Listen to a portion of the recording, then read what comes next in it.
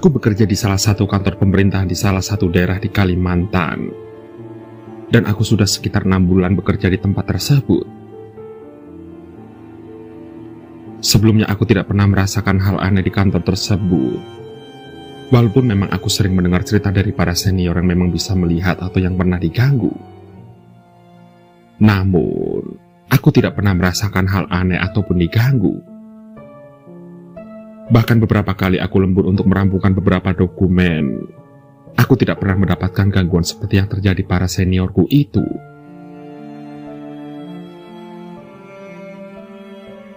Lah, kami pulang duluan ya. Pamit Kak Bella. Iya Kak, hati-hati di jalan ya. Jawabku.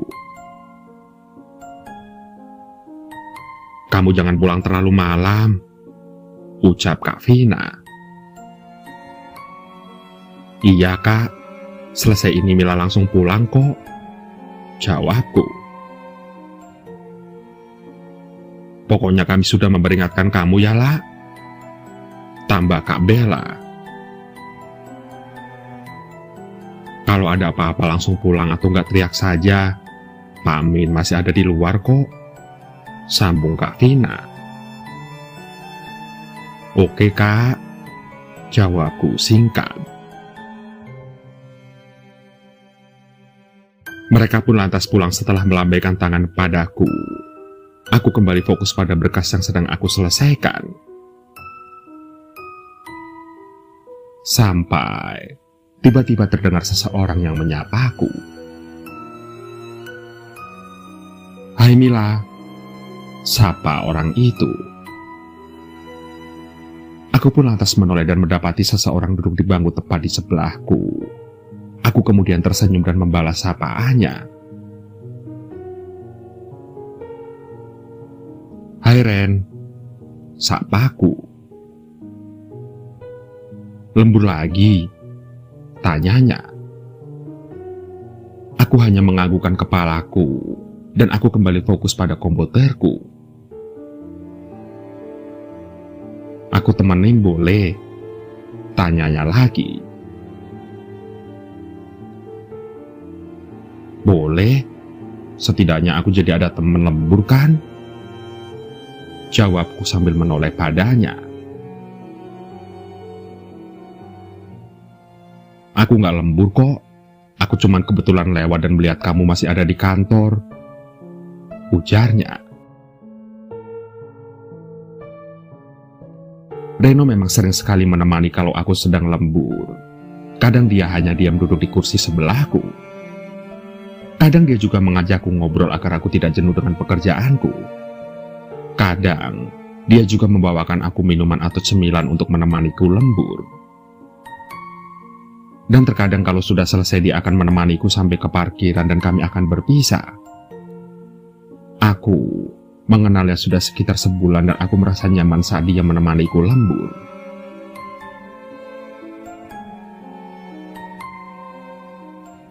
Meng Mila sudah selesai lemburnya? Tanya Pak Min.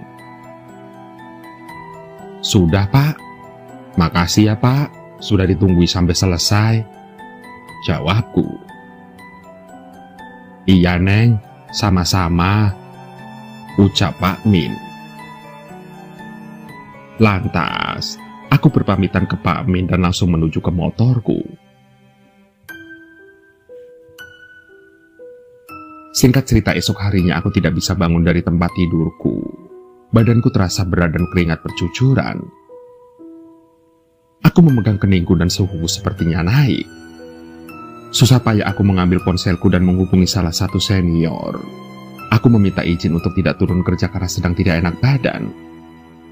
Dan setelah menghubungi salah satu seniorku, aku mencoba kembali untuk tidur. Sore harinya, Kak Andi dan Kak Bella datang ke kosanku. Mereka membawakanku beberapa obat dan makanan. Dan saat Kak Andi masuk, aku melihat dia mengernyitkan dahinya. Sementara Kak Bella, dia membantuku untuk duduk dan bersandar di dinding tempat tidurku.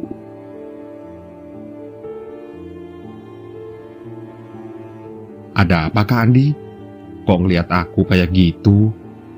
Tanyaku yang sedari tadi mendapatkan tatapan dari Kak Andi.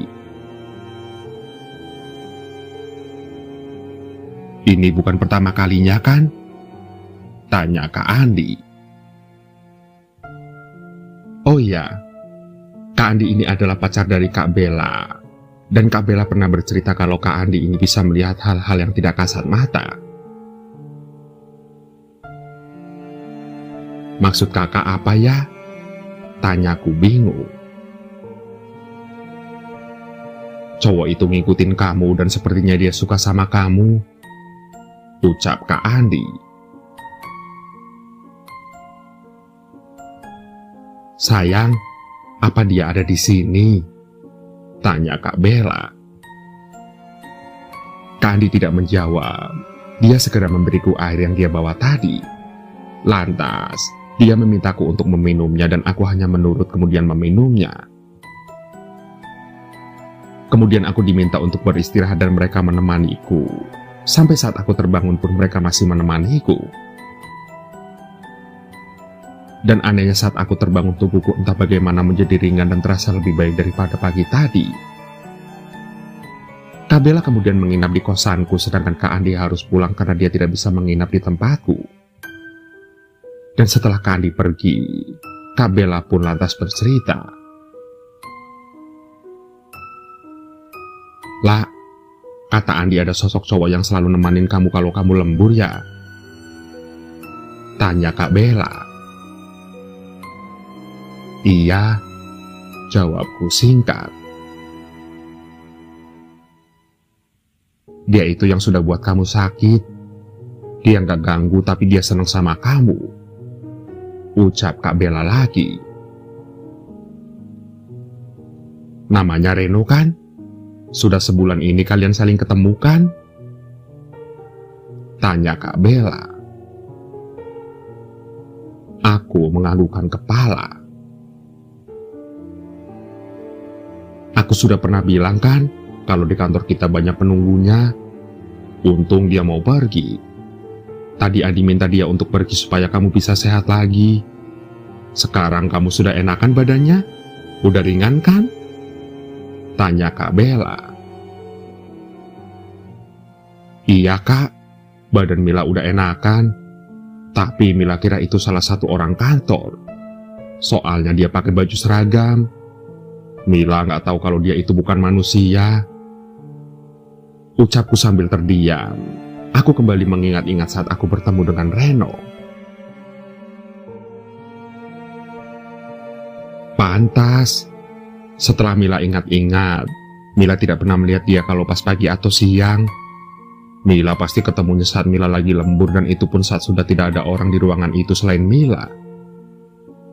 Tapi dia tidak melakukan apapun ke Mila kok Kak. Ucapku menjelaskan panjang lebar. Iya, memang dia tidak ngapa-ngapain kamu. Dia sengaja nemenin kamu supaya kamu tidak digangguin sama penghuni yang lainnya. Tapi kesininya dia malah ngikutin kamu sampai ke kosanmu karena dia suka sama kamu. Lain kali kalau bisa pulang sebelum maghrib ya. Kalau belum selesai kerjaannya ya dilanjut besoknya saja. Saran Kak Bella. Iya Kak, ucapku. Aku hanya bisa mengiyakan dan menganggukkan kepalaku saja.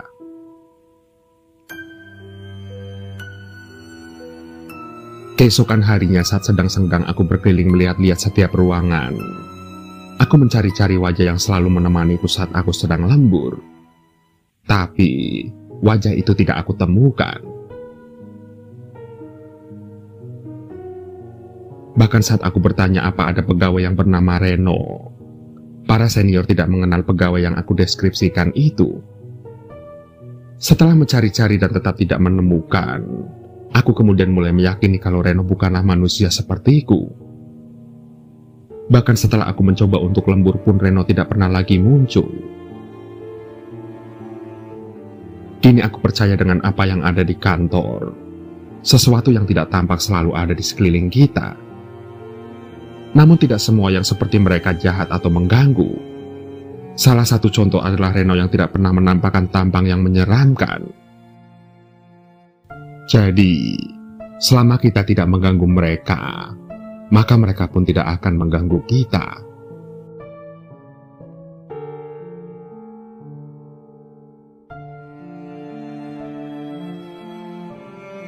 Beberapa hari ini sering terjadi pencurian di komplek perumahan tempat aku tinggal. Dan walau bukan di blokku, tetap saja kita harus waspada. Beberapa bapak-bapak dan anak muda setempat berjaga secara bergilir tanpa terkecuali ayahku. Blok kami adalah paling ujung jalan dan tidak ada jalan tembusan untuk ke blok-blok sebelah.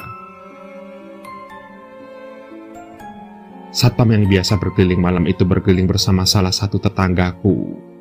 Mereka memperhatikan setiap rumah di blok kami. Nampak tidak ada apa-apa malam itu. Malam itu gerimis sedang turun, dan setelah memastikan tidak ada hal yang mencurigakan, mereka pun kembali ke pos jaga yang ada di depan blok. Dan malam itu walaupun gerimis turun, tapi komplek kami aman.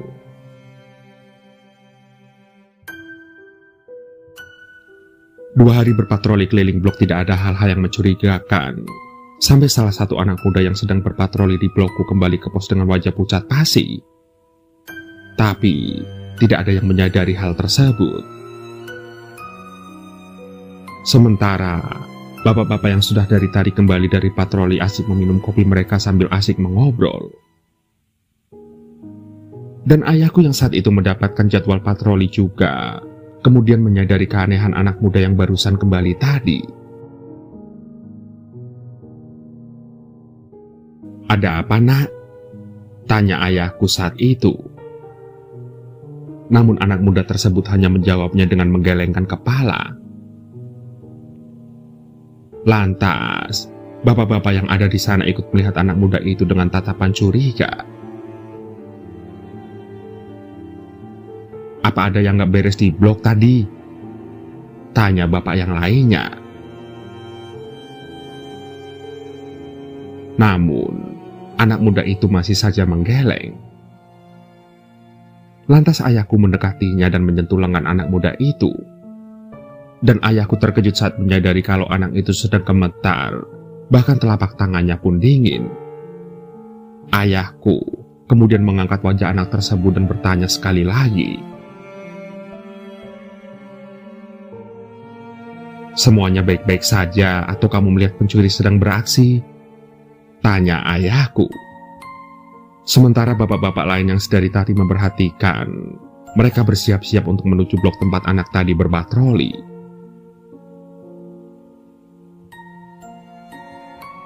"Bukan," jawab anak itu lirih. "Lalu?" tanya ayahku. "Om, di rumah Om ada cewek," ucapnya menggantung. "Maksudnya?"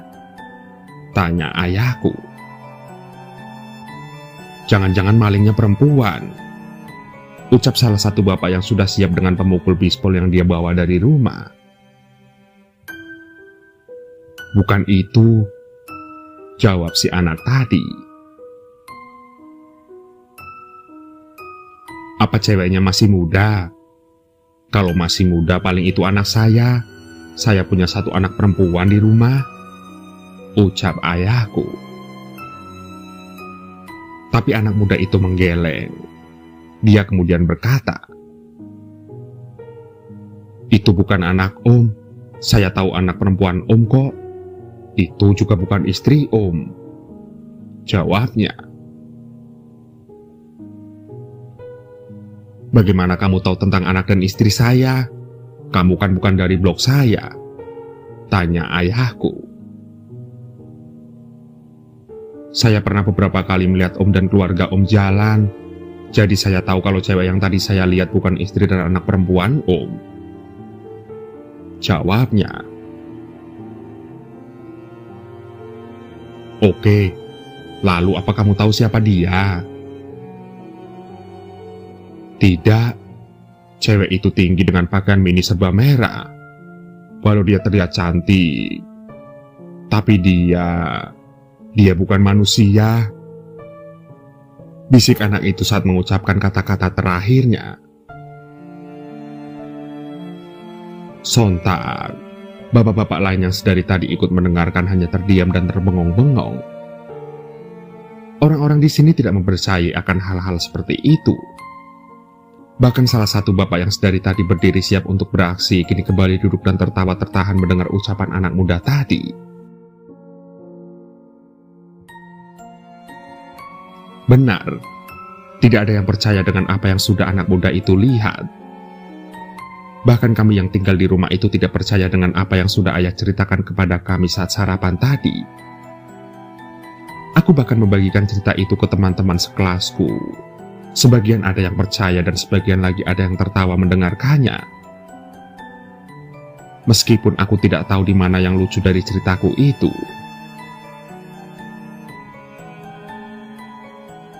Lili, kamu sendiri apa sudah pernah melihat cewek itu? Tanya Eni, salah satu sahabatku. Tidak, aku tidak pernah lihat hal-hal kayak gitu seumur hidupku sampai detik ini. Jawabku. Apa kamu percaya dengan cerita ayahmu tadi? Tanyanya lagi. Entahlah, tapi kalau aku lihat sendiri mungkin aku akan percaya. Jawabku. Tapi kan di setiap rumah pasti memang ada yang jagain kayak gitu. Ucap Iin, sahabatku yang lain yang masih kolot dan percaya dengan hal-hal supranatural seperti itu. Kayaknya aku gak mau nginep di tempatmu lagi, Deli. Serem, ujarnya.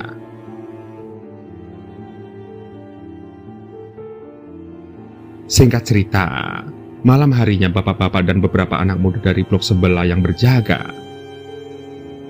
Sementara satpam yang biasa berpatroli kini sedang berpatroli di blok kami. Namun belum sampai ke ujung blok, satpam tersebut berlari kembali ke pos jaga dengan nafas tersengal-sengal dan wajah pucat pasi. Ada apa, Pak Su? Tanya bapak yang sedang menjaga pos sambil kebingungan. Di rumah Pak Rido, ujar Pak Su sambil gemetaran. Kenapa? Ada maling? Tanya si bapak. Bukan, ada cewek, jawabnya. Lah, kenapa dengan ceweknya? Tanya si bapak lagi. Itu bukan cewek biasa, Pak. Dia bukan manusia, bisik Pak Su, si satpam yang berpatroli tadi. Ah, jangan bercanda gitu dong Pak Su, kata si bapak. Saya nggak sedang bercanda Pak Adi, saya serius, jawab Pak Su. Ada apa nih? Kok muka bapak-bapak pada pucat? Tanya Pak Faisal yang baru pulang dari berpatroli. Kata Pak Su, di rumah Pak Rido ada cewek yang bukan manusia, ucap Pak Adi dengan suara pelan. Ah, yang benar? Tanya Pak Agus yang kembali bersama dengan Pak Faisal. Beneran Pak? Ucap Pak Su menimpali.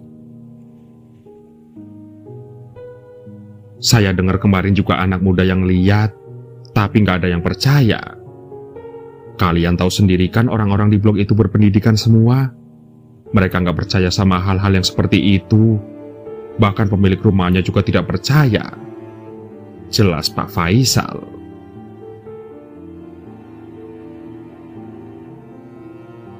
Singkat cerita, nampak beberapa ibu-ibu sedang berkumpul dan menceritakan mengenai kejadian tadi malam. Ibuku yang ikut kumpul hanya mendengarkan apa yang sedang ibu-ibu tersebut bahas. Dan saat ibuku ditanya apakah beliau pernah ditampakkan, ibuku menggeleng. Benar, Kami sekeluarga tidak pernah diperlihatkan dengan hal-hal yang seperti itu.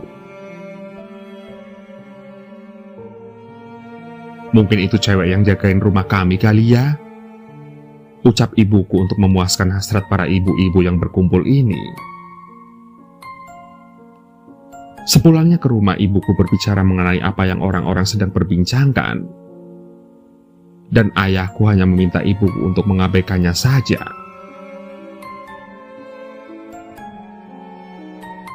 Malam ini, bukan giliran ayahku yang berjaga melainkan abangku. Saat pembagian tempat, abangku meminta agar dia dan Pak RT saja yang berpatroli di blok tempat kami tinggal.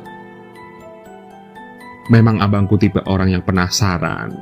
Dia ingin lihat sendiri apa kebenaran yang beberapa hari ini orang-orang kisahkan mengenai rumah kami dan perempuan berpakaian mini berwarna merah. Malam itu, hujan turun sangat deras, bahkan anginnya membuat daun-daun bergemerisik. Hujan sama anginnya deras banget malam ini, ucap Pak RT. Iya Pak, padahal tadi cerah-cerah aja langitnya, ucap abangku. Mereka kemudian berjalan menyusuri blok hingga ke ujung blok. Namun mereka belum melihat apapun. Namun saat mereka hendak kembali ke pos, Pak RT sempat berhenti sebentar dan membaca doa, lalu kembali berjalan menyusul abangku yang menunggu tidak jauh dari Pak RT. Kamu lihat tadi nak? Tanya Pak RT saat mereka sampai di pos jaga. Lihat apa Pak? Tanya abangku. Apa yang dibicarakan orang-orang beberapa hari ini benar? Ucap Pak RT. Maksudnya perempuan itu? Tanya abangku. Iya benar. Tolong sampaikan ke ayah dan ibumu untuk mengadakan pengajian dan yasinan hari Jumat nanti ya, ucap Pak RT. Loh, Pak RT juga lihat? Tanya Pak Faisal yang malam itu ikut berjaga. Iya, tapi insya Allah setelah dibacain doa dia tidak akan menampakkan dirinya lagi, ucap Pak RT. Tapi tadi saya nggak lihat apa-apa Pak, tanya abangku. Kamu lihat atau tidak itu bukan masalah besar. Intinya minta izin ke orang tuamu untuk mengadakan pengajian dan yasinan Jumat ini. Lebih cepat lebih baik, jelas Pak RT. Seperti yang dipinta Pak RT, kami kemudian mengadakan pengajian dan yasinan di siang hari dan malam harinya. Dan beberapa hari berselang setelah pengajian dan yasinan, tidak pernah lagi ada penampakan perempuan dengan pakaian mini berwarna merah lagi di rumah kami. Tidak ada yang tahu siapa, kenapa dan sedang apa perempuan itu di rumah kami, dan kenapa hanya kami pemilik rumah yang sama sekali tidak diperlihatkan sosoknya.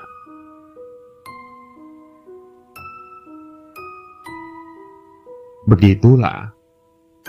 Tampak seperti hayalan memang. Tapi, baik kalian percaya atau tidak percaya, mereka memang ada. Mereka hidup berdampingan dengan kita. Berdampingan dalam arti yang sebenarnya. Buktinya jika kalian sedang berada di kamar sendirian saat ini, namun kalian merasa tidak sendirian, itu berarti mereka sedang memperhatikan dan melihat kalian. Jadi, jangan lupa berdoa ya.